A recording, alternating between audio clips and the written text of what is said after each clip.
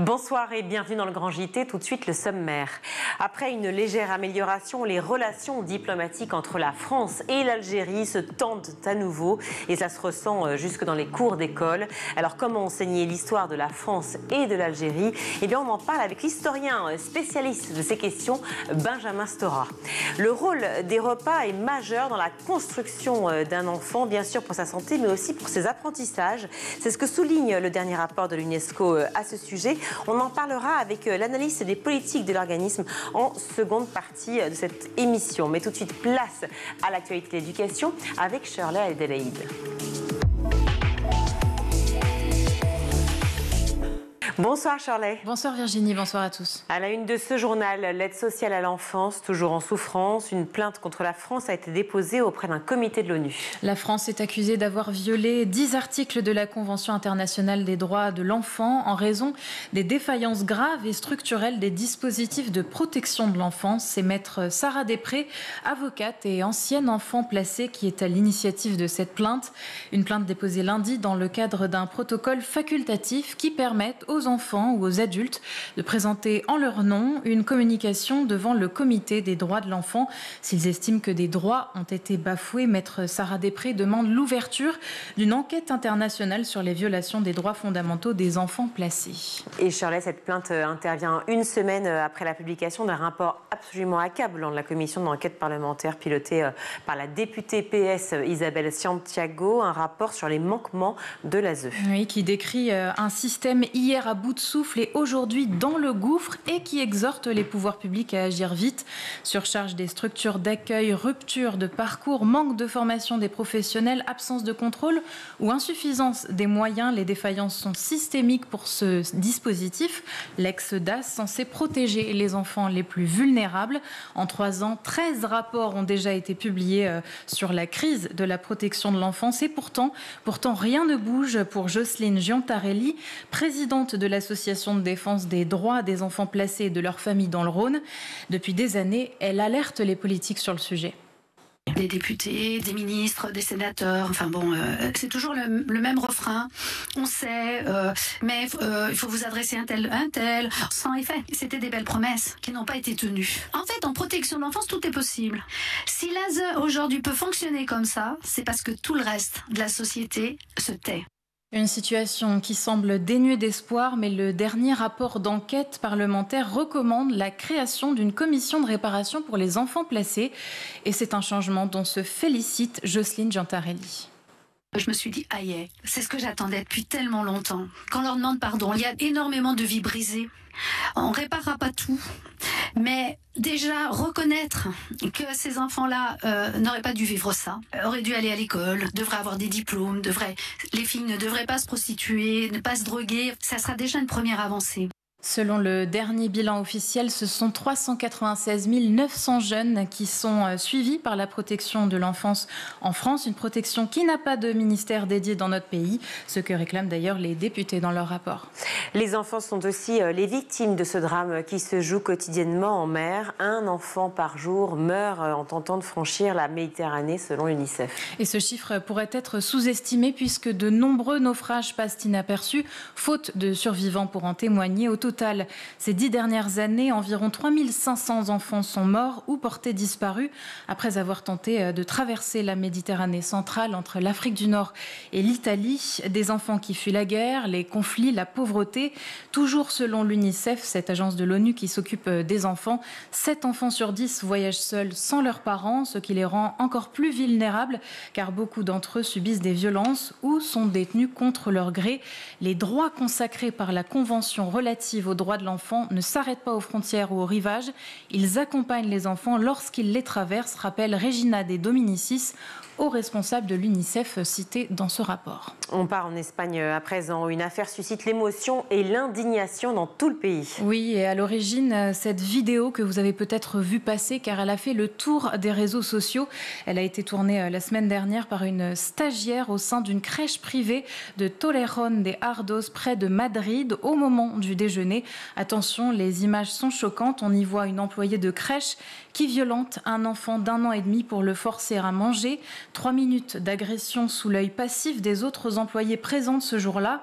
La femme sur les images a été licenciée quelques heures avant son arrestation par la police jeudi soir pour maltraitance. Le lendemain, deux autres employés ainsi que la directrice de l'établissement ont également été arrêtées pour non-assistance à personne en danger. Elles ont ensuite été libérées le temps de l'enquête. Interrogé sur les circonstances de l'incident, l'employé licencié a admis être allé un peu trop loin. Des paroles rapportées par le journal El País. Ils ont parcouru près de 1400 km à vélo depuis Novi Sad en Serbie. Près de 80 étudiants serbes sont arrivés hier soir à Strasbourg, le siège de plusieurs institutions européennes. Et des milliers de personnes étaient là pour les accueillir. Ce périple à vélo, c'est pour faire entendre leur combat contre la corruption qui ravage leur pays et contre la brutalité du régime serbe aussi. Malgré l'ampleur du soulèvement et des manifestations depuis 4 mois maintenant, l'Union européenne que la Serbie voudrait intégrer reste impassible. Avec ce voyage, les étudiants souhaitent inciter les institutions européennes à faire pression sur le régime autoritaire d'Aleksandar Vučić à la tête de la Serbie depuis 10 ans. Pendant ce temps-là, les manifestations continuent dans le pays. Lundi, des centaines d'étudiants ont bloqué la radio-télévision publique de Serbie pour réclamer une couverture plus impartiale de leur mouvement. Ils sont en effet présentés comme des agents de l'étranger et architectes d'un futur coup d'État depuis le début de cette contestation, soutenue par le reste de la population. Parler avec une IA et non avec un professeur pour apprendre l'anglais à l'école, c'est déjà le quotidien des jeunes Coréens. Oui, car la Corée du Sud intègre de plus en plus l'IA à ses programmes scolaires, en particulier pour les cours d'anglais et de mathématiques en primaire et au collège. Concrètement, en anglais, un élève discute avec l'IA, puis la conversation est analysée par cette dernière qui envoie les fautes en temps réel à l'enseignante. En anglais comme en maths, le but est de faciliter la tâche des professeurs pour la correction, par exemple, et surtout faire performer les élèves. Une approche pédagogique qui ne convainc pas tout le monde. Écoutez Kwon Jun-min, chercheuse à l'Université nationale de l'éducation à Séoul, au micro du journaliste Célio Fioretti pour France Inter. Cela passe à côté de toutes les bases de la philosophie de l'éducation. Ce programme est pensé uniquement pour les résultats. Le problème, c'est que notre système éducatif doit permettre de former des étudiants à la pensée créative, à la pensée critique. Cette intelligence artificielle fait l'opposé.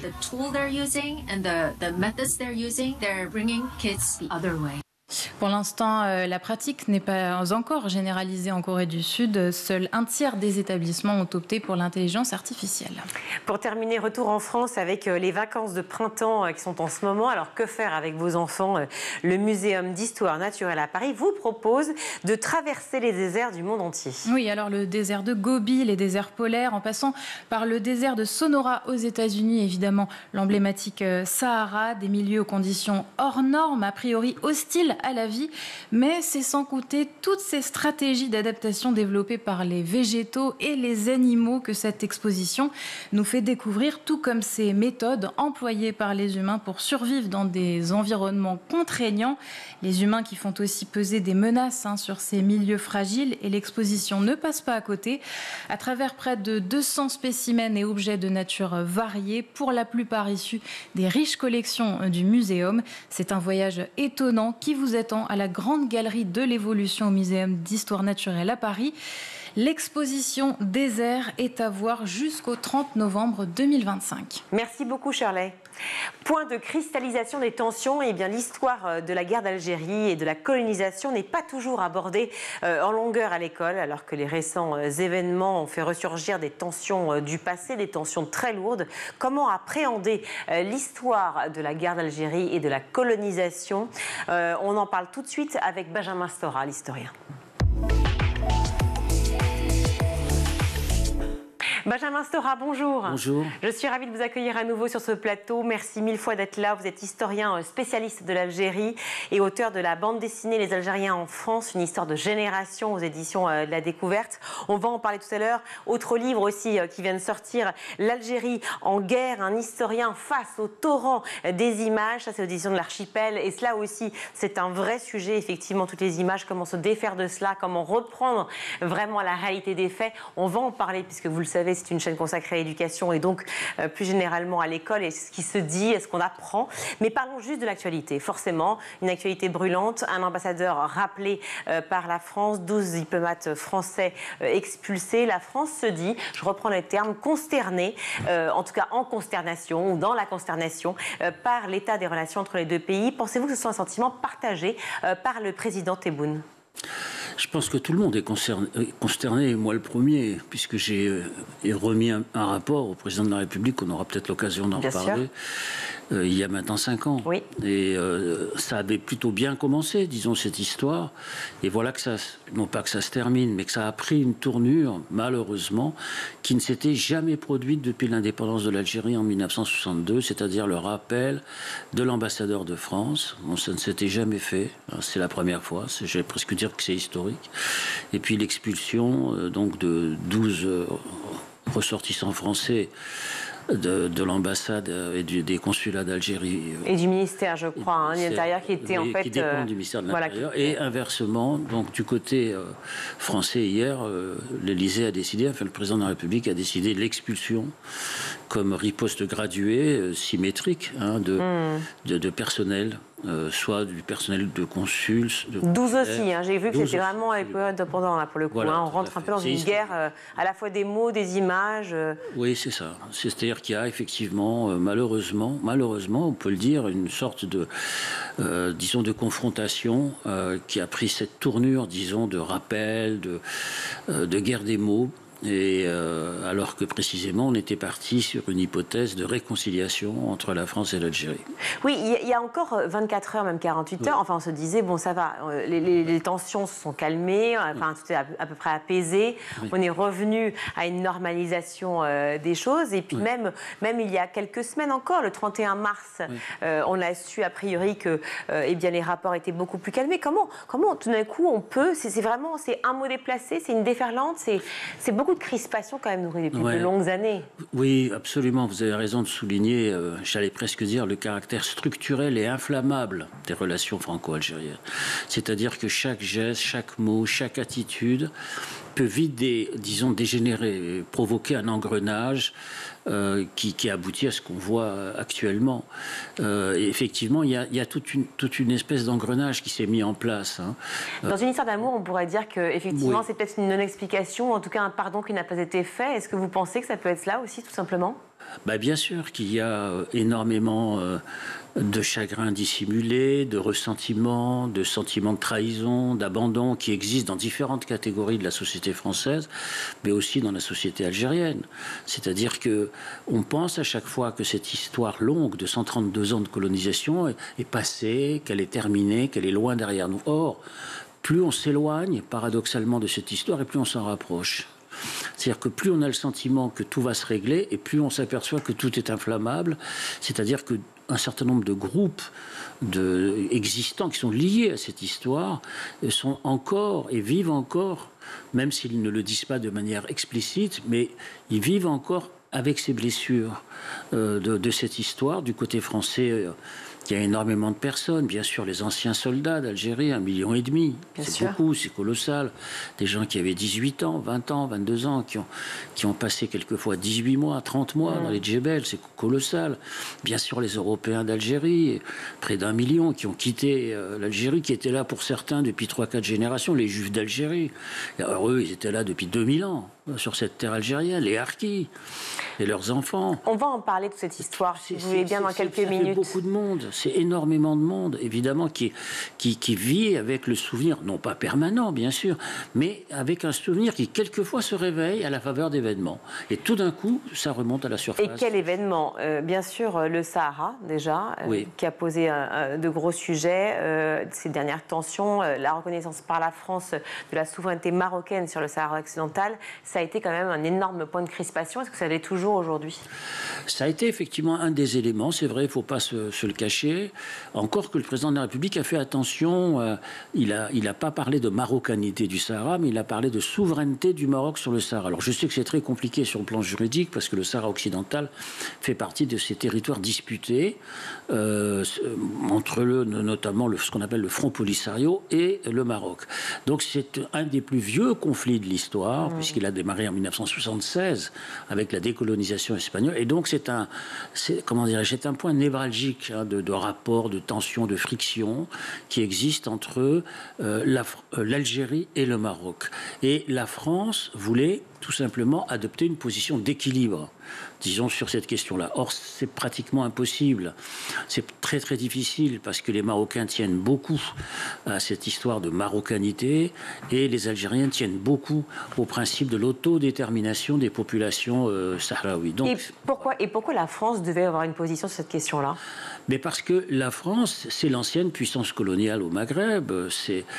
Elle a quand même une responsabilité historique dans cette région du monde, tout simplement. Et puis parce qu'il y a beaucoup de Marocains qui vivent en France, d'Algériens qui vivent en France aussi, bien sûr. Plusieurs millions de personnes qui sont concernées, franco-marocains, franco-algériens, qui sont concernés par cette histoire. Puis n'oublions pas la langue française. Parce que très souvent, on oublie que de l'autre côté de la Méditerranée, il y a des millions de personnes qui parlent français, qui quelquefois nous écoutent d'ailleurs en ce moment. Donc des discussions qui sont toujours sur ce fond et finalement de colonialisme qui est là et qui est finalement peut-être pas encore complètement réglé, mais qui est latent, quoi, qui reste un vrai sujet. C'est le mot, c'est latence, effectivement. C'est quelque chose qui agit en arrière-fond, disons, des rapports, des relations, effectivement, comme dans un vieux couple, où on a le sentiment que les choses peuvent à chaque fois s'enflammer. C'est-à-dire qu'il y a eu séparation. Bien sûr, l'Algérie est devenue un pays souverain, un pays complètement indépendant. Il y a donc eu, entre guillemets, divorce, bien sûr. Mais en même temps, il y a beaucoup de passions douloureuses. C'est-à-dire, il y a eu beaucoup... C'est long, 132 ans.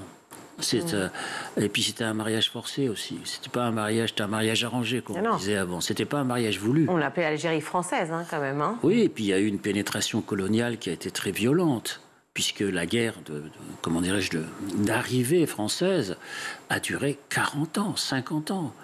Une guerre de conquête qu'on ne connaît pas en France d'ailleurs.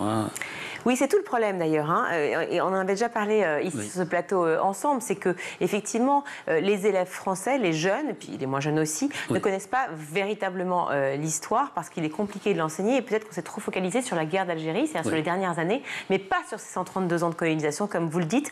Juste un petit mot avant cela, parce que je sais qu'on va y arriver, mais parce que comme on a évoqué les tensions, les crispations et les raisons qui ont amené à cela, il y en a 1000. Mais disons qu'on a parlé du Sahara, il y a aussi forcément... L'arrestation de Boualem Sansal. Et oui, voilà. Oui, bien sûr. Fatalement.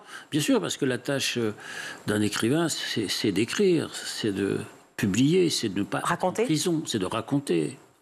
Et de ne pas être en prison, c'est pas sa place, bien sûr. Donc il faut absolument que Boualem Sansal ne reste pas en prison, il soit libéré. Donc ça reste, ça aussi, un point de litige, d'affrontement, de crispation, et avec le fait que, notamment son avocat, François Imré, avait demandé un visa pour voir Boualem Sansal, et il ne l'a pas obtenu. Donc ça aussi, c'est un sujet, naturellement, de crispation, d'affrontement, etc., entre les deux pays. Rappelons qu'il est franco-algérien. Bien sûr, absolument. Et puis, il y a aussi d'autres... Ensuite, vous savez, quand l'engrenage commence, il y a les OQTF, les influenceurs, les procès, enfin bref, tout ce qui est dans la presse et ce que tout le monde connaît maintenant. C'est pour ça qu'on ne va pas y aller vers cette question-là. Allons directement aussi à un autre événement qui a beaucoup fait parler et qui a été le début aussi d'échanges, en tout cas de longs débats sur ce sujet, sur les relations entre la France et l'Algérie, et notamment l'histoire. L'histoire que l'on connaît peu. C'est la réflexion, ou plutôt la prise de parole de Jean-Michel Apathy sur un plateau de télévision qui a relancé le débat sur le vrai du faux concernant l'histoire de la France et de l'Algérie. Quand on voit à quel point les réactions ont été immédiates et extrêmement épidermiques, est-ce qu'on peut encore se dire clairement que c'est un tabou ? Ah oui, je crois. C'est-à-dire qu'on a mis d'abord beaucoup de temps à connaître l'histoire de la guerre d'Algérie. Et au bout d'un certain temps, dans les années 2000, notamment sous l'impulsion de Jean-Pierre Rioux, qui est un historien, malheureusement, qui est décédé récemment, qui était inspecteur général de l'éducation nationale. Donc à partir de 2000-2001, la guerre d'Algérie, normalement, figurait dans les programmes. Mais vous vous rendez compte que c'est en 2001-2002.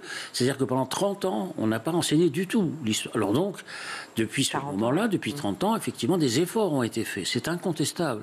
Beaucoup de professeurs ont commencé à enseigner l'histoire de la guerre d'Algérie. Mais, à force d'enseigner l'histoire de la guerre d'Algérie, la question qui arrive automatiquement, c'est quelle est l'origine de cette guerre. Pourquoi est-ce qu'il y a eu tant de violence? Pourquoi est-ce qu'il y a eu, disons, cette brutalisation extrême dans les sociétés, notamment la société algérienne, etc. Quelle est l'origine de tout ça? Et donc, en tirant le fil de la guerre d'Algérie, de l'histoire de la guerre d'Algérie, alors on en est arrivé effectivement, progressivement, à se poser le problème du démarrage.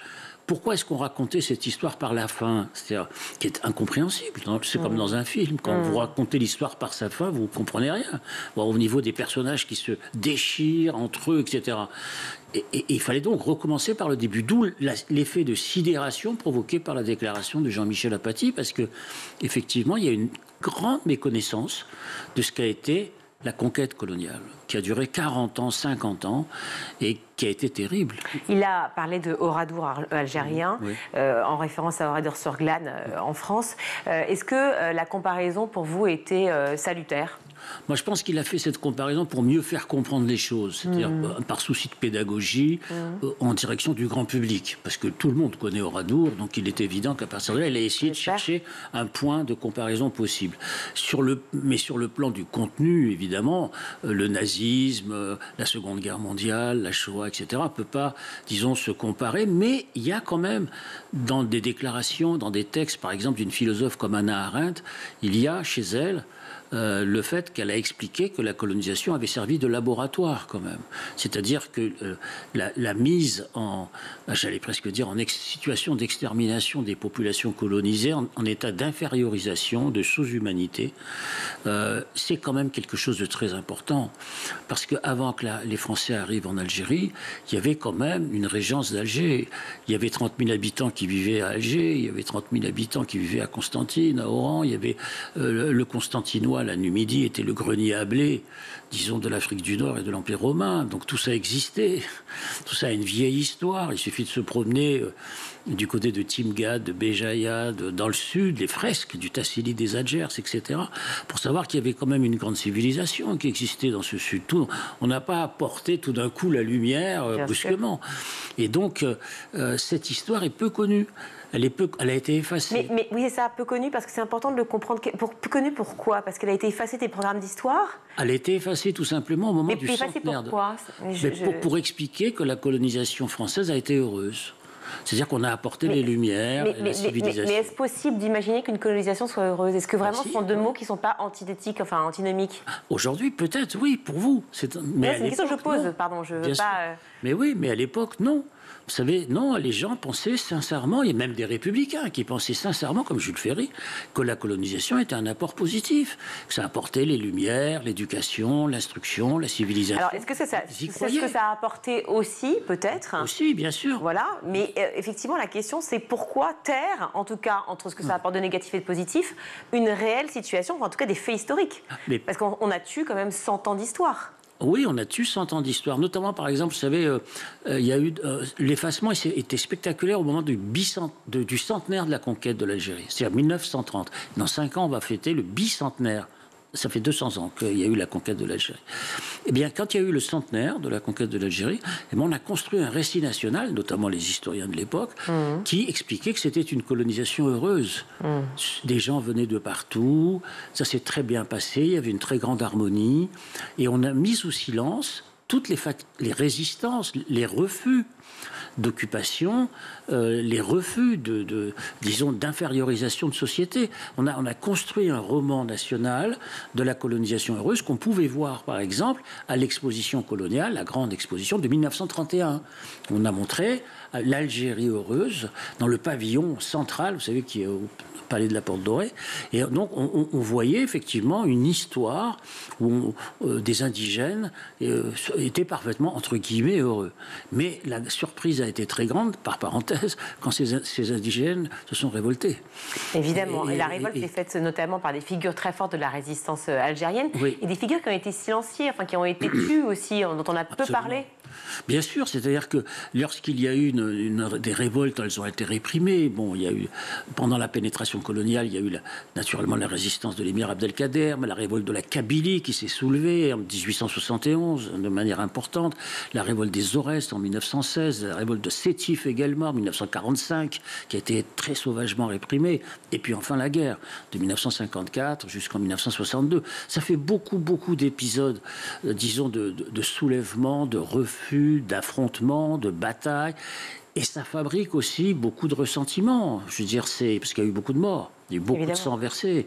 Évidemment, combien de morts à peu près sont recensés? Encore, c'est difficile de le. C'est très difficile. C'est sur la guerre d'Algérie, comme on dit, c'est très difficile de chiffrer. Mais ce qu'on peut dire déjà, c'est qu'au minimum, il y a eu 400 000 morts du côté algérien, 30 000 soldats français ont été tués, 2 millions de paysans algériens ont été déplacés par l'armée française. Ça, c'est un chiffre officiel.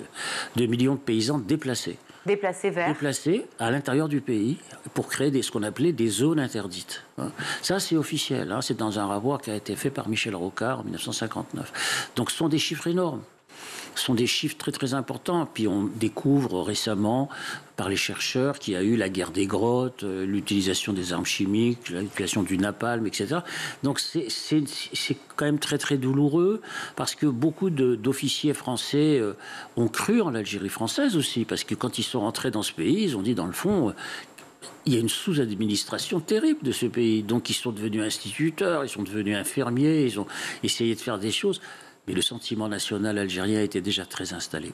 Oui, ce que vous voulez dire, c'est qu'il y a eu aussi des choses heureuses, comme certaines histoires peuvent le raconter, effectivement, avec des personnes qui ont voulu, effectivement, pourquoi pas apporter des choses aussi et améliorer le vécu quotidien. Mais c'est le cas de Camus, par exemple, Albert Camus, qui a dénoncé la misère de la Kabylie et qui, en même temps, a essayé de dire il faut réparer toutes les injustices qui étaient nées de ce système. Mais Camus était complètement incompris à l'époque. C'est vrai que vous parlez de Kabylie. Je fais une petite digression, mais c'est intéressant quand on pense effectivement à l'histoire telle qu'elle est racontée. On ne connaît pas forcément tout, et encore moins quand elle est tue pendant 100 ans.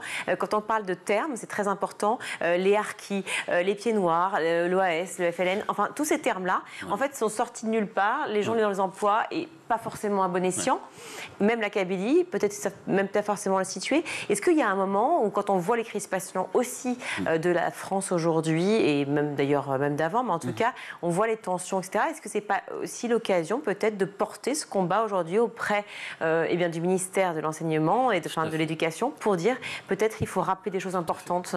Mais c'est le sens du rapport que j'avais fait, et parmi mes préconisations en 2021, il y avait la question mémorielle. Exactement, il y avait la possibilité de pouvoir transmettre aux jeunes générations ce qu'a été cette histoire dans toute sa complexité. Et c'est une des préconisations qui n'a pas pu se réaliser. Il y en a d'autres qui ont été réalisées par le président de la République, mais celle-là, dans le fond, est restée à mi-chemin. Parce qu'il y avait effectivement des gens qui ont une vision de l'histoire qui ne correspond pas à d'autres gens qui ont une autre vision de l'histoire. C'est-à-dire que la guerre des mémoires n'a jamais cessé, fondamentalement. La guerre des perceptions, la guerre des imaginaires n'a jamais véritablement cessé. Et l'apaisement et la réconciliation mémorielle est très difficile. On ne peut la combattre que par la connaissance, que par l'histoire. Mais ce que je vais vous dire, c'est que comment parler de perception mémorielle alors qu'on est face à des faits historiques? Tout à fait. Et donc c'est cela, en fait, qu'il faut travailler peut-être, Benjamin Stora? Complètement. Moi, je suis pour qu'on établisse des chronologies précises. C'est ce qu'on avait commencé à faire. Malheureusement, ça s'est arrêté avec la commission mixte des historiens français et algériens. C'est-à-dire de faire une chronologie presque au jour le jour. C'est-à-dire d'établir des faits et ensuite transmettre ces faits de connaissances aux jeunes générations. C'est-à-dire qu'est-ce qui s'est passé tel jour? Quelle a été l'attitude de tel officier? Quelle a été de telle tribu, de tel village? C'est-à-dire d'essayer vraiment de manière très concrète à chaque fois de donner le maximum de personnages, de biographies, de situations, de contexte, de faits, de contexte. Et c'est par l'histoire, à mon avis, qu'on arrivera peut-être à réconcilier les mémoires. Ça, c'est la formule de Pierre Nora qui dit que les mémoires divisent et que l'histoire rassemble. L'histoire rassemble, sauf qu'effectivement, vous le dites vous-même, chacun a des façons de penser quelque part l'histoire à sa façon. Est-ce que vous pensez, pardon pour cette question, mais je pense qu'elle est utile, est-ce qu'il y a chez certains Français pour vous une vague nostalgique de la colonisation? Ça existe, oui. Oui, ça existe. Je crois qu'il ne faut pas le nier. Il y a effectivement des gens qui pensent que la colonisation était quelque chose à la fois de nécessaire et d'heureux, et que, dans le fond, tout ça a été brisé par l'histoire de la décolonisation, notamment voulue par le général de Gaulle. Certains en veulent toujours, d'ailleurs, au général de Gaulle. Il y a un anti-gaullisme sur le plan de la décolonisation. Il y a un consensus sur 1940 avec le général de Gaulle, bien sûr, mais il n'y a pas de consensus sur 1962. C'est-à-dire le passage à l'indépendance. Oui, certains lui en veulent encore. Et donc, on lui en veut encore, bien sûr. Nostalgique de l'Algérie française, on se souvient des propos de Nicolas Sarkozy en 2007, je crois, c'était son premier mandat. Est-ce que certains peuvent encore imaginer, avoir cette nostalgie-là? Alors, la nostalgie, elle se comprend de différentes manières. À mon avis, elle se comprend d'abord sur une question politique, c'est-à-dire de domination, mais il y a aussi des questions de sentiment, c'est-à-dire la nostalgie de la terre perdue, de la famille dispersée, de la solitude dans l'exil. Ça, c'est une autre forme de nostalgie qui existe, qui est réelle et qu'il faut respecter complètement, je pense. Parce que ce départ d'une terre qui a vu naître quand même des centaines de milliers de personnes ne peut pas disparaître comme ça instantanément. C'est quelque chose de très important dont il faut tenir compte. C'est ce qu'on a essayé de faire, notamment dans ce rapport que j'ai fait, lorsqu'on a reconnu aussi l'abandon des harkis. Le président de la République a fait un discours très important demandant pardon aux harkis. Il l'a dit, il l'a fait en 2022. Comment ça a été pris par l'Algérie? L'Algérie, ils disent l'affaire des harkis, c'est l'affaire de la France. Oui. C'est pas notre affaire. Oui. C'est de cette manière-là qu'ils réagissent. Hein. Donc ils disent si la France reconnaît cela, c'est à la France de le reconnaître. Mais il faut que la France reconnaisse par ailleurs ce qui s'est passé dans les assassinats de dirigeants politiques algériens. C'est ce qu'on a fait aussi avec l'assassinat de Ali Boumengel ou de Larbi Ben Midi, qui étaient des grands dirigeants algériens, totalement inconnus en France, mais des héros nationaux en Algérie. Tous ces héros, justement, ces faits d'histoire, on les retrouve dans la bande dessinée que vous venez d'éditer, dont je rappelle le titre, Les Algériens en France, une histoire de génération. Je crois je ne sais plus, je crois que c'est Nicolas Lescamphe, c'est ça, qui est le dessinateur, et c'est l'édition de La Découverte. C'est une façon de raconter, justement, ces faits migratoires, cette colonisation, encore une fois, cette guerre. Oui, c'est-à-dire que la bande dessinée, c'est un moyen de toucher un public beaucoup plus large, notamment un public scolaire, parce que ça marche très bien, les bandes dessinées. La dernière bande dessinée que j'avais faite sur l'histoire des Juifs d'Algérie, on en a vendu beaucoup. Oui. Donc l'histoire des immigrés algériens en France, on est en train d'en vendre beaucoup. Cette fois-ci chez les descendants, chez les enfants et petits-enfants qui veulent se réapproprier cette histoire, l'histoire de leur père, de leur grand-père, qui sont arrivés en France il y a maintenant, pour certains, depuis un demi-siècle ou un siècle. Et c'est très important, effectivement, que la notion de filiation, de généalogie, de transmission puisse continuer de fonctionner aujourd'hui. Fonctionner pour se réparer, fonctionner pour comprendre. Bien sûr. Et non pas pour attiser la haine. Bien sûr. Ce que l'on peut malheureusement trouver sur les réseaux sociaux, encore une fois. Votre deuxième, parce que vous êtes prolixe, votre livre qui vient de sortir aussi, L'Algérie en guerre, un historien face au torrent des images aux éditions de l'Archipel. Ça, c'est un vrai sujet, le torrent des images aussi. C'est le sujet du livre, c'est effectivement comment se repérer dans l'avalanche des images, dans la surabondance des images. Quand elles sont vraies, déjà c'est difficile, mais en plus quand il y a la manipulation. Et en plus quand on les fabrique, et quand elles sont artificielles, entre guillemets. Donc là, la tâche de l'historien est encore plus difficile, encore plus redoutable, encore plus compliquée. Et ce que j'ai essayé d'expliquer dans cet essai, c'est que sur la guerre d'Algérie, il y a énormément d'images. Mais on a le sentiment, par contre, de l'absence d'images, de vide. Les personnes blessées par cette guerre, au niveau mémoriel, vivent avec le sentiment de l'absence d'images. Ce que j'ai essayé de leur expliquer, c'est qu'au contraire, ils ne voulaient pas regarder les images. Donc le sens aussi de ce livre, c'est de dire pourquoi on est face à des fausses images, mais pourquoi on ne veut pas regarder les vraies images. Parce qu'on a peur aussi de la vérité qui peut continuer à entretenir la mémoire blessée. Eh oui, et on peut le comprendre. Merci beaucoup Benjamin Stora d'être venu sur le Grand JT, c'est toujours un bonheur de vous recevoir. Je rappelle donc, il faut tout noter, Attention, les Algériens en France, une histoire de génération aux éditions La Découverte et l'Algérie en guerre, un historien face au torrent des images aux éditions de l'Archipel, plus tous les autres bouquins qu'il faut absolument lire ou relire d'urgence et qui sont passionnants. Rappelez-moi le titre sur les Juifs et l'Algérie, comment ça s'appelle ? Les 3 exils, Juifs d'Algérie et Histoire dessinée des Juifs d'Algérie, voilà. édition La Découverte. Merci beaucoup Benjamin Stora. Merci. On marque une courte pause et on se retrouve.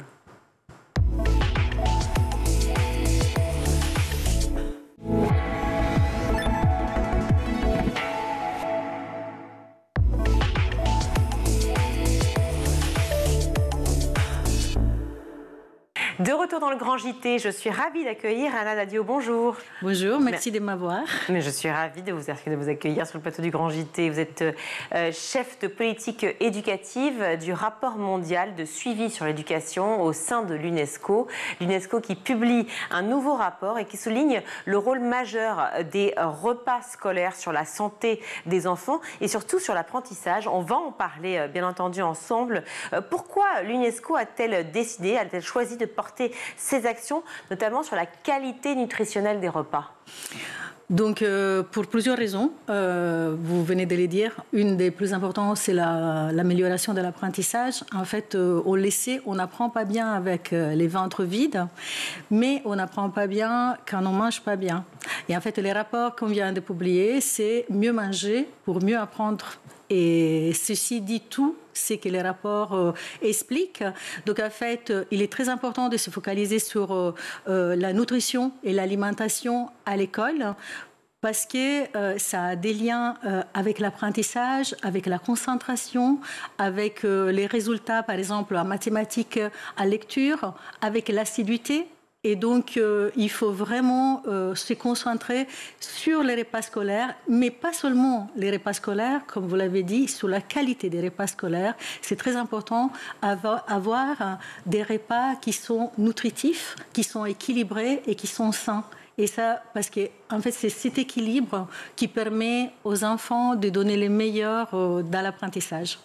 Alors, vous l'avez dit, hein, c'est vrai que certains enfants n'ont malheureusement pas la chance d'avoir des repas tous les jours, 3 fois par jour, comme c'est souvent recommandé. Donc souvent, ces repas à l'école sont extrêmement importants pour de nombreuses familles et aussi ici en France, hein, même dans des pays dont on dit qu'ils sont développés. Je ne sais pas si le terme est vraiment toujours d'actualité. En tout cas, le chiffre, environ un quart des élèves dans le monde a bénéficié de repas scolaires en 2024, qui sont aussi appelés des repas solidaires, hein, parce que ce sont des dons en fait, qui sont faits par le biais d'associations qui œuvrent pour cela. Une proportion qui atteint 47% à l'école primaire. Donc déjà, c'est une bonne évolution, déjà. Oui, c'est une très bonne évolution, parce qu'en fait, on parle de 459 millions d'enfants qui sont nourris avec les repas scolaires. Et c'est un chiffre qui est en augmentation par rapport à 2018-2022, quand on avait 418 millions. Donc là, on doit se féliciter. Donc 47% de la population des élèves en école primaire. Mais en fait, il y a des différences. Il y a des différences entre pays. Il y a des différences au niveau des qualités des repas scolaires. Et donc, en fait, ce n'est pas la même chose partout. Et surtout, il faut dire que dernièrement, il y a eu une augmentation très importante des matières premières qui se reflète aussi dans la majoration des coûts, notamment en France pour les collectivités territoriales qui s'occupent de la fourniture de ces repas, en fait. Oui, on pense tout de suite au blé, hein, forcément, à la farine la plus répandue en Europe.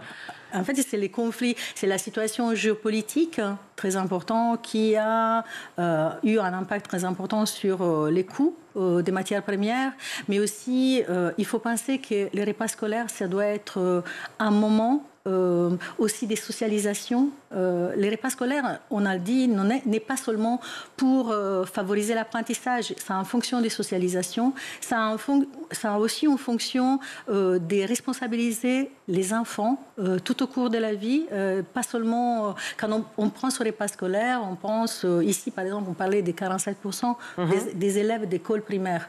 Mais bon, en fait, les repas sont importants à partir du période prénatale. en fait.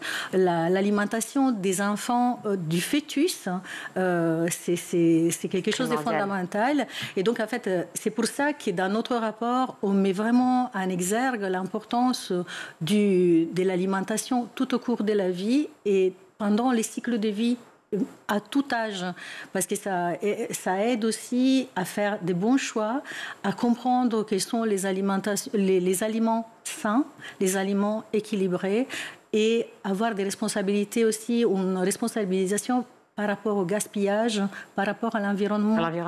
On va y venir à tous ces points précis ensemble, si vous le voulez bien. Juste encore une dernière petite question. Enfin, plutôt, on va souligner effectivement l'importance de ces repas scolaires parce que je dis quand même un chiffre hyper intéressant. Les repas scolaires augmentent le taux de scolarisation de 9%. Ça veut donc dire que certaines familles dans le monde se disent, certes l'apprentissage, certes l'éducation, mais surtout pour qu'ils se nourrissent, mon enfant. Exactement. Et en fait, on a vu dans plusieurs pays que l'importance des repas scolaires, c'est l'augmentation de l'assiduité, l'augmentation des nombres d'années de scolarité. Et en fait, il faut penser à ces repas comme un investissement, pas un coût. Il y a des chiffres très importants, donc $100 américains investis dans les repas scolaires sont liés à une augmentation de 6 mois de scolarité et à une augmentation des résultats, des performances en lecture et en mathématiques. Donc, pour certaines familles, c'est aussi, comme vous l'avez bien dit, l'occasion et la raison pour envoyer les enfants à l'école, surtout les filles. En fait, c'est une question aussi d'égalité des genres. On peut voir les repas scolaires de façon différente. Dans les pays à bas revenus, c'est vraiment un système pour augmenter l'assiduité à l'école, mais aussi dans les pays développé à haut revenu, c'est un égaliseur des genres, parce que ça permet aux femmes, qui sont celles qui préparent le plus souvent à manger, de travailler. Donc c'est un point qu'on oublie souvent, mais il est très important de les faire et de les rappeler. Donc en termes des scolarités, donc les repas scolaires sont fondamentaux, comme je le disais, augmentation de la concentration, augmentation des résultats en mathématiques et lecture, augmentation des années de scolarité, mais aussi des résultats qui se voient à plusieurs âges au cours de la vie. Par exemple, l'effet d'avoir des suppléments. Donc, on ne parle pas que des repas scolaires, donc des quantités, on parle des qualités. Intégrer à la diète alimentaire à l'école des nutriments comme des vitamines et des minéraux, souvent les fers qui manquent dans les diètes des enfants les plus pauvres, a été aussi trouvé corrélé, lié à l'auto-estime quand les enfants ont 17 ans. Surtout le magnésium aussi. Les magnésiums, les potassiums. Pour l'angoisse, effectivement, que nourrissent de nombreux enfants face effectivement à la réalité du monde, aux conflits dans le monde déjà. Et puis ne serait-ce que par le fait d'aller à l'école, la socialisation. Donc, ce sont des apports nutritionnels essentiels, effectivement, sur ces compléments. Et c'est surtout qu'en fait, c'est des apports que sinon, certains enfants les plus pauvres n'auraient pas. Évidemment. Ce rapport révèle qu'en 2022, près d'un tiers, donc c'était 27% des repas scolaires dans le monde, n'étaient pas conçus en consultation avec les nutritionnistes. Pourquoi c'était le cas? C'était fait de manière à juste alimenter, en fait, point. En fait, c'est une question que les rapports soulignent, c'est les manques de préparation de ceux qui travaillent dans la filière, souvent, mais c'est pas dû à une volonté nécessairement, c'est dû au manque d'argent, en fait. Parce que ça coûte de l'argent d'avoir un nutritionniste, ça coûte de l'argent de manger mieux. Ça coûte de l'argent de manger mieux. Et en fait, là, je me réfère notamment au cas de la France. On a vu dans les derniers rapports des maires de France, par exemple, qui est sorti en 2024 sur l'année 2023, les surcoûts alimentaires et la difficulté d'atteindre les objectifs de la loi Egalim, en fait. Très peu de communes ont la possibilité d'attendre la qualité requise. 50% des nourritures de qualité, 20% des bio. À l'intérieur de ces 50%, c'est très difficile, c'est dû au surcoût, mais aussi la capacitation des acteurs qui travaillent comme les nutritionnistes dans les écoles ou pour l'élaboration des repas scolaires. C'est quelque chose de très complexe à mettre en place. Donc, c'est quelque chose sur lequel il faut travailler, en fait. Oui, bien sûr. Et donc, vous œuvrez pour ça, effectivement, à la fois au rapport mondial de suivi sur l'éducation et bien entendu à l'UNESCO. Oui, exactement. C'est un ensemble de manière générale.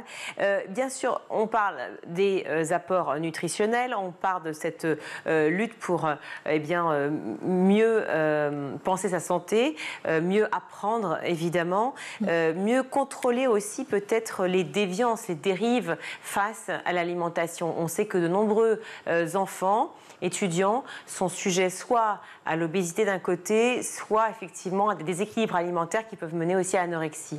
C'est une façon de lutter contre. Et c'est une façon de lutter contre ces comportements déviants. Ce n'est pas évident. Hein.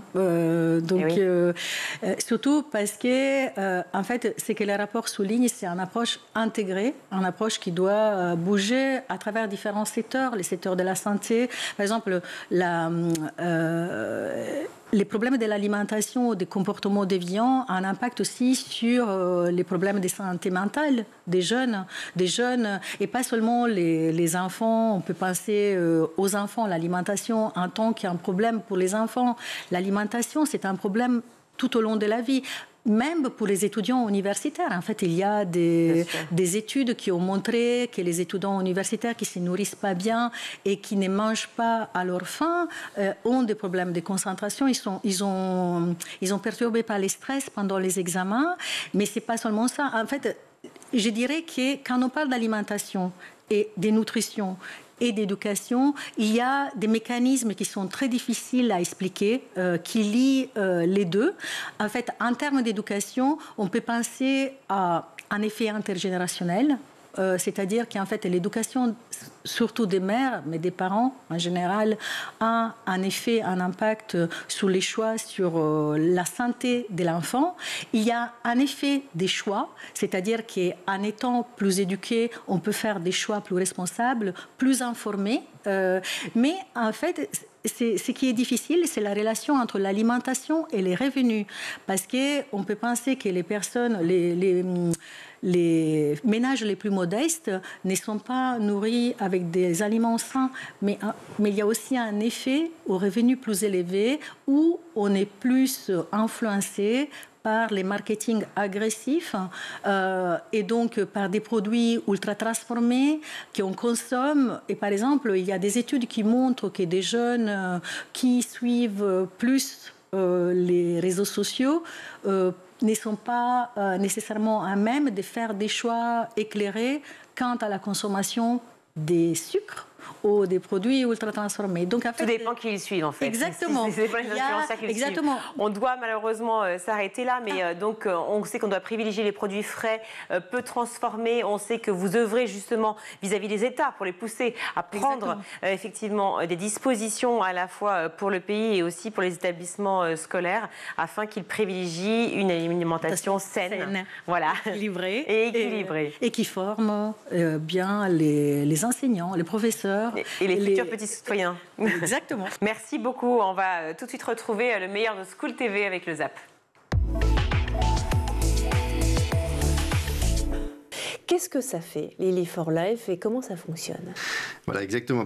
Voilà une lampe extraordinaire, un outil incroyable qui est issu d'une découverte scientifique de 2 chercheurs de l'université de Rennes, voilà, qui ont découvert une différence anatomique dans l'œil des personnes dyslexiques par rapport aux normolecteurs. Et suite à cette découverte, eh bien, ils ont mis au point une lumière pulsée qui va tout simplement aider les personnes dyslexiques à lire et à écrire. Alors, comment ça fonctionne? C'est très simple. La question qu'on se pose tous. C'est une lumière qui émet des scintillements, comme une lumière stroboscopique, dont on va régler la fréquence pour chaque personne dyslexique. Voilà, parce que la dyslexie, actuellement, il n'y a pas de consensus scientifique pour dire la dyslexie, les causes de la dyslexie, c'est ça. On sait qu'il y a une cause cognitive, une cause phonologique, mais ces 2 chercheurs ont mis en évidence une cause visuelle. Donc, si l'on fait lire des personnes dyslexiques, et notamment des enfants, sous une lumière stroboscopique dont on aura préalablement réglé la fréquence, eh bien, c'est comme si une dominance oculaire allait être retrouvée. Donc, les fameuses images miroirs. Vous savez, les enfants dyslexiques, lorsqu'ils lisent, ils confondent le B, le P, le M, le N, etc. Et du coup, les faire lire sous une lumière stroboscopique va effacer ces images miroirs et permettre un confort de lecture amélioré, une plus grande fluence, une diminution de la fatigue, et puis surtout, pour les enfants, les élèves qui étudient à l'école, une confiance retrouvée. Oui, bon, c'est quand même assez fou là ce que vous nous présentez. Ce que je comprends bien juste avant pour poser les détails de la dyslexie, c'est-à-dire que quand vous me parlez d'œil dominant, les enfants dyslexiques ont 2 yeux dominants alors que les autres... Ou alors pas de dominance oculaire. En fait, ces 2 chercheurs ont mis en évidence une différence de répartition de certains photorécepteurs dans l'œil des personnes dyslexiques par rapport aux normolecteurs. D'accord, voilà, c'est ce que vous venez corriger en fait. Exactement, exactement. Quand on dit enfant trans, on va définir les choses, parce que l'essentiel de la prise en charge pour les mineurs, c'est ce qu'on appelle la transition sociale. Tout à fait. Aujourd'hui, il n'y a pas d'accès. Ce qui est souvent mis en avant, c'est qu'on mutilerait les enfants trans en France, c'est-à-dire qu'ils auraient accès à des opérations. Ça, c'est complètement faux. Les seules opérations auxquelles ont accès les mineurs trans, ça serait les torsoplasties, et c'est à partir de... La torsoplastie, c'est... la redéfinition du torse, voilà. Donc principalement pour les garçons trans. Et... il y en a très peu. Il y y en a très peu. Je crois que c'est une trentaine. Et c'est seulement à partir de 18 ans, ou 17 ans et demi, et c'est à partir du moment où les personnes ont suivi un ou 2 ans de suivi. Et il y a une étude qui fait date, c'est la prise en charge de la Pitié-Salpêtrière, donc qui prend en charge des mineurs trans depuis 10 ans. Quand on parle de mineurs trans, c'est 250 depuis 10 ans. Donc en 10 ans, voilà. C'est pas donc quand on lit épidémie, quand on lit... c'est ça, je crois que c'est le mot qui a été employé. Il y a une épidémie de trans et les mineurs. Voilà, il faut s'entendre sur ce qu'est une épidémie, c'est pas le Covid. Exactement, c'est 250 personnes. Et là-dessus, on met en place aussi des bloqueurs de puberté. Là encore, ça ne concerne que 11% de ces 250 personnes sur 10 ans. Donc on voit bien que c'est clairement une prise en charge sociale d'abord qui s'impose. Je le disais en introduction, c'est une grande première. 10 collégiens en classe de 3e prépa métier au lycée des métiers Henri Matisse de Trappes ont donc découvert pendant une semaine, ça vient de se terminer, les professions de caviste, crémier fromager, épicier spécialisé ou encore primeur. Comment ça s'est passé? C'était une première. Vous êtes satisfait? Très satisfait, du début jusqu'à la fin. J'ai pas menti, hein. Ils étaient là, 10 au début, 10 à la fin. 10 au début, 10 à la fin. Ils ont tenu. C'était pas gagné. Ouais. C'était pas gagné parce que nos métiers sont mal connus des jeunes et en fait avec des a priori. Qui dit mal connu dit a priori, dit préjugé? Dit préjugé, dit pour des jeunes qui viennent de Trappes, aller sur Paris dans nos commerces spécialisés où ils ont du mal à ouvrir les portes. Ouais. Où ils se sentent en fait assez complexés par rapport au métier qu'on représente. Ils ont peur d'ouvrir la porte, de poser des questions sur des boutiques qui leur paraissent chères aussi, et peu accessibles, donc des a priori à faire tomber, et y compris au niveau des chefs d'entreprise aussi. Aujourd'hui, vous vous adressez surtout aux jeunes, aux enfants, ou quelque part c'est une solution, un produit qui peut être utilisé par les adultes aussi? C'est un produit qui est utilisé par tout le monde. On sait bien que la dyslexie, on ne guérit pas de la dyslexie. Ouais, on est dyslexique enfant et adulte, voilà, jusqu'à notre mort. Mais c'est vrai que les enfants sont les personnes qui sont le plus touchées, puisque dans leur période d'apprentissage, ils ont besoin d'avoir des outils pour les aider justement à apprendre. Donc, Lily est développée partout, mais surtout dans les écoles, les établissements scolaires, pour aider les élèves dyslexiques justement à étudier. Donc quoi que je mette en dessous de la lampe, que ce soit mes notes par exemple ici, ou que ce soit un manuel scolaire, il suffit d'une seule configuration de la lampe pour que ça s'adapte ensuite à tous mes livres, mes contenus que je propose. Exactement. Lors de la première utilisation, on va connecter la lampe avec une application sur un smartphone et tout simplement régler la fréquence des flashs lumineux qui se situe entre 60 et 120 Hz. Au confort de la personne dyslexique. Et ce réglage sera fait une fois pour toutes. Une fois que le réglage est fait, bien la lampe mémorise ce réglage et la personne dyslexique, l'élève, a juste à allumer sa lampe et puis à l'utiliser comme ça sur exactement une feuille de papier ou un livre. Ça fonctionne aussi sur l'écran. Voilà, quand on a des petits écrans d'ordinateur, on peut la mettre à côté ou derrière et cela aide à la lecture sur écran. Élie, en matière de prévention, le moins qu'on puisse dire, c'est que l'éducation nationale, elle n'est pas toujours au rendez-vous. Oui. Oui, ok, merci. Question suivante.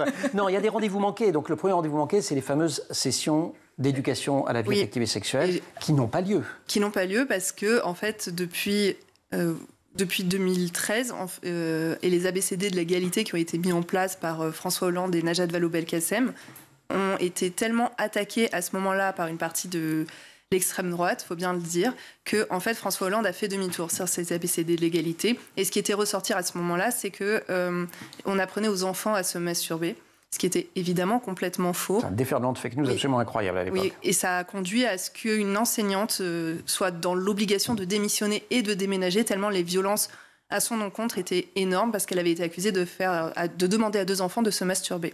Depuis, les personnes qui ont mis en place cette rumeur ont bien évidemment été condamnées pour injure publique, il me semble, et diffamation publique, mais le mal a été fait. Et en fait, cette désinformation qui vient de l'extrême droite, elle continue aujourd'hui à circuler. De quoi parle-t-on quand on parle de justement commerce alimentaire spécialisé? Qui veut se lancer? Alors, on parle de différents types d'entreprises. Notre branche, notre secteur, c'est les commerces alimentaires spécialisés. Donc, dans ces métiers-là, il y a les métiers de primeurs, les métiers de crémiers fromagers, les métiers de cavistes et d'épiciers spécialisés. Et ces métiers que l'on représente, c'est à la fois des métiers que l'on peut exercer en magasin et aussi des métiers qui sont significatifs sur les marchés. Et là, effectivement, on a aussi des activités très, très différentes entre les magasins, les marchés, les différents métiers à exercer. C'est ce qui fait toute la richesse de ces entreprises-là. C'est la fin de notre émission. Merci à vous tous de nous avoir suivis. Merci beaucoup, Shirley, d'avoir été avec nous. On vous retrouve demain, Shirley. Exactement. Merci également à toute la régie, à la réalisation aujourd'hui, Xavier Sanchez. Le son, c'est Sully. Le maquillage, Emma Razafan-Ralambeau. Et Emma Ferré, Laura Girard à la rédaction. Très belle soirée à tous et à demain. Ciao.